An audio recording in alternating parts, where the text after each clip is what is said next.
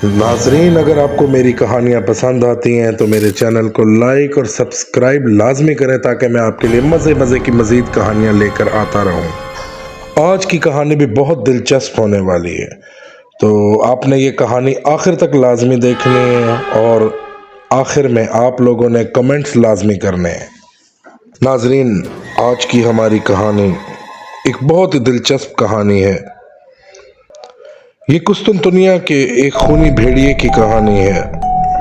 वो इंसान नहीं था, इसकी आंखें सुर्ख चमक रही थीं और इसके दांत वो किसी भेड़िए जैसे थे। ये कहानी है 15वीं सदी की, जब ये शहर तबाही के दहाने पर था। लेकिन ये तबाही दुश्मन के हमले से नहीं आनी थी, ये अंदर से आई थी। एक ऐसा खौफ जो रात के अंधेरे में जागता था।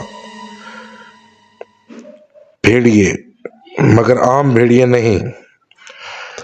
दिसंबर की एक, जब हवा में मौत की बू थी, कुस्तुनतुनिया के किसानों ने दरख्तों के पीछे चमकती सुर्ख आंखें देखी। एक चरवाहे की चीख सुनी गई, मगर जब लोग वहां पहुंचे, वहां सिर्फ खून था, कोई लाश नहीं, सिर्फ खून।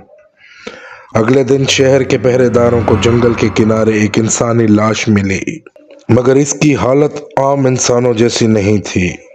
इसकी जिल्द भेड़िए जैसी सख्त हो चुकी थी, इसके नाखून नोकीले हो चुके थे और इसके दांतों पर इंसानी गोश्त के निशानात थे।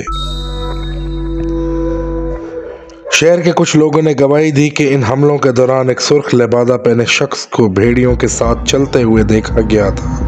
कौन था ये शख्स? क्या ये किसी खुफिया जादुई फिरके का हिस्सा था या कुछ और? पादरी फरेरा ने खबरदार किया, ये आम भेड़िए नहीं है, ये कोई कदीम लानत है जो हर शहर पर नाजिल हो रही है। जब हमले बढ़ने लगे तो शहंशाह म्यूनियल दोम ने अपने सबसे खतरनाक जंगजू एलियारुस को हुक्म दिया, अगर ये कोई इंसान है तो इसे कत्ल करो और अगर कोई जानवर है तो इसे जलाओ। रात के अंधेरे में एलियारुस और इसके सिपाहियों ने खुफिया जाल बिछाया। जैसे ही भेड़िए शहर में दाखिल हुए, सिपाहियों ने मशलें जला दी, मगर एक लम्हे में ही भेड़िया इन पे हमलावर हो गए। वो आम भेड़िए नहीं थे, वो चलते तो साया लगते, इनके पंजे जमीन पर कोई निशान नहीं छोड़ रहे थे। अचानक सुर्ख लिबादा पोश नमूदार हुआ। इसकी आवाज इंसानी नहीं थी, जैसे कई सदियां पुरानी, जैसे किसी मकबरे से आती हों। एलियारुस ने अपनी तलवार निकाली और हमला कर दिया, मगर जो ही इसकी तलवार इसके सीने में पेविस्त हुई, सुर्ख लिबादा पोशे खौफनाक चीख के साथ जमीन पर गिर गया और जैसे ही वो मरा, भेड़िए भी एक एक करके गिरने लगे, जैसे इन पर कोई जादू का असर खत्म हो गया हो। अगली सुबह कुस्तुनतुनिया के शहरी बाहर निकले, मगर जो मंजर इनके सामने था वो मजीद खौफनाक था। सिर्फ एक खून से भीगा कागज जमीन पर पड़ा था, जिस पर एक ही जुमला लिखा था, ये शहर हमेशा के लिए महफूज नहीं रहेगा। जो लोग रोशनी में हैं वो तारीकी की वजूद को कभी ना भूलें।